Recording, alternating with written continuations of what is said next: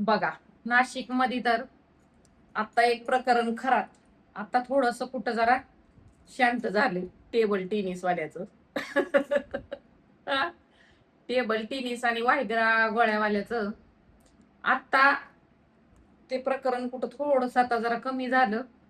एवढा गोंधळ झालेला त्या खरातचा. तर आता दुसरा त्याचा खरातचा दुसरा जुळा भाऊ सापडलाय. आता हा पण 63 वर्षाचा आहे. काय बाबा, सगळे म्हातारे लोक असे का, म्हणजे सगळे, म्हणजे आता तो पण खरात होता 68 वर्षाचा आणि हा 63 वर्षाचा. हम्म काय लोकांनी ह्या लावलंय हा.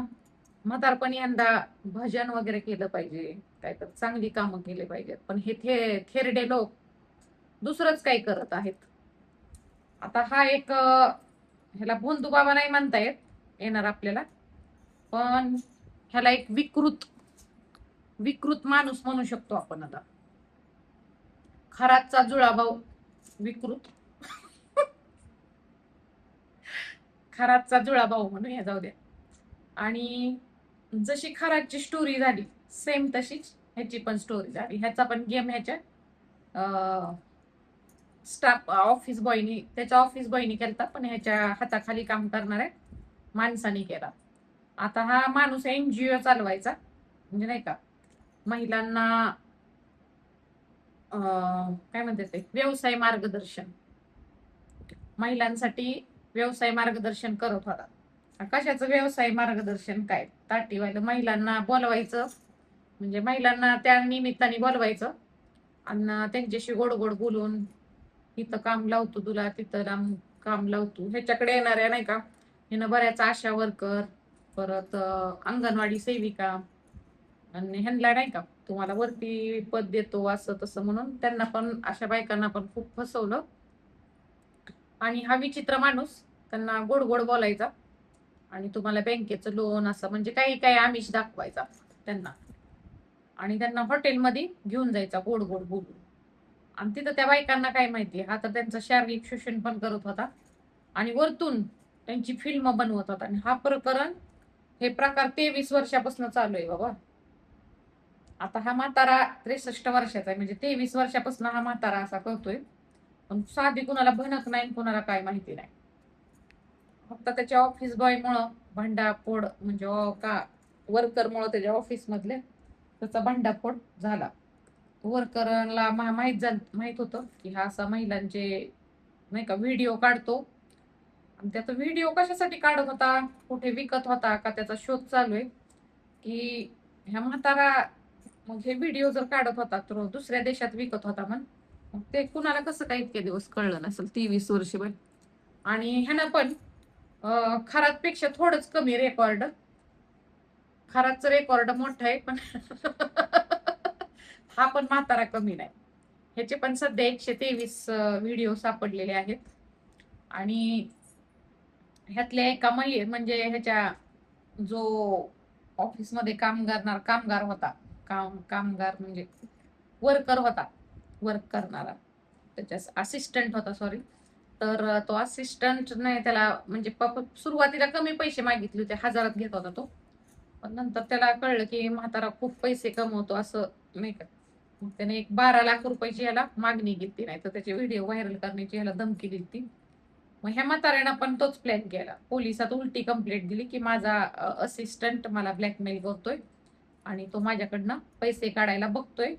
आणि मग पोलिसांनी पण नाही का त्याची तक्रार वगैरे घेतली आणि शोध घ्यायला चालू केला. आणि ह्यांना नाही का असे पैसे देतो 12 लाख रुपये असं तुम्ही, म्हणजे त्याची पण सीडी सीडी बनवली होती. सीडी मध्ये सर्व व्हिडिओ होते, ते पोरांनी चोरले होते.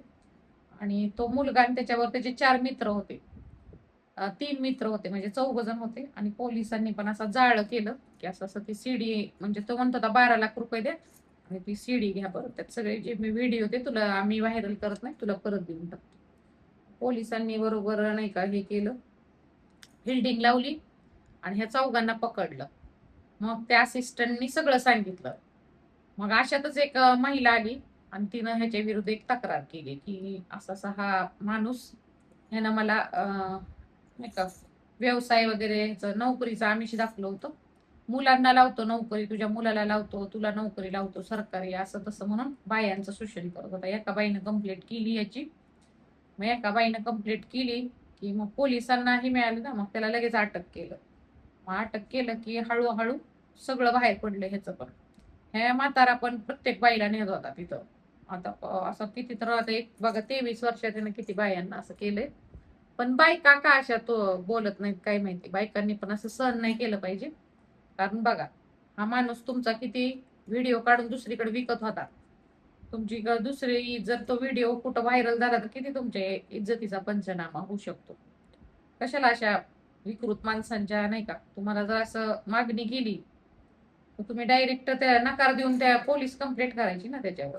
गप्पा बसतात बायका, मला ते कळत नाही. 123 व्हिडिओ जे सापडले त्याच्याकडे. बऱ्याच एक बायका पुढे येत आहेत आणि ह्याच्याविषयी तक्रार देत आहेत. ह्याचं काय नाव बाई, रवींद्र येरांडे. येरांडे का काय. आणि ह्याचा योगायोग म्हणजे ह्याचं पण ऑफिस खराच शेजारीच आहे. आणि ह्याचं एक छोटस वृत्तपत्र पण चालवतोय. मन वृत्तपत्राची पण पेपर पण ह्याचे स्वतः म्हणजे काय म्हणतात त्याला, संपादक होता हा. बघा हा माणूस एवढा, आता तुझीच न्यूज छापून दे आता, न्यूजला मोठी लाट हेडलाईन. काय करावं बाई, म्हाताऱ्याची मती कुठं गती येईल ते काय माहिती. एवढा मोठा वृत्तपत्र विक्रे ही काय म्हणतात संपादक आणि एनजीओ काढून असं महिलांचं शोषण करत होता. आता हे दुसरं प्रकरण बाबा. असे अजून किती प्रकरण आहेत काय माहिती आपल्या इथं पण नाही का. आणि हे नाशिकलाच झालंय, गुंदूबाबाच्या इथंच नाशिक मध्येच झालंय हे पण. आणि काय माहिती बाबा अजून असे किती प्रकरण आहेत.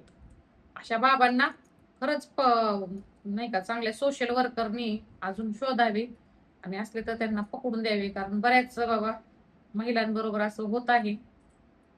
काय करायचं आता, महिलांनी सुद्धा नाही का सहन पुढे आलं पाहिजे. नोकरी वगैरे अशी नसती लागत ते भेटत आपली इज्जत देऊन. एवढं पण कसं समजत नाही बायकांना काय माहिती. इज्जतीचा कशाला सौदा करायचा, आपल्या टॅलेंट वगैरे नोकरी मिळवली पाहिजे. आणि अशी माणसं फसवतात तुम्हाला, तुमचा वापर करून घेतात. यांच्यापासून सावध राहावा. चला, कशी वाटली आजची न्यूज होती. आणि ही साडी मी मिशोवरनं घेतलेली बघा. लाईक करा, म्हणजे बायकांना सांगते मी, माणसंच बघते जास्त करून व्हिडिओ का नाही.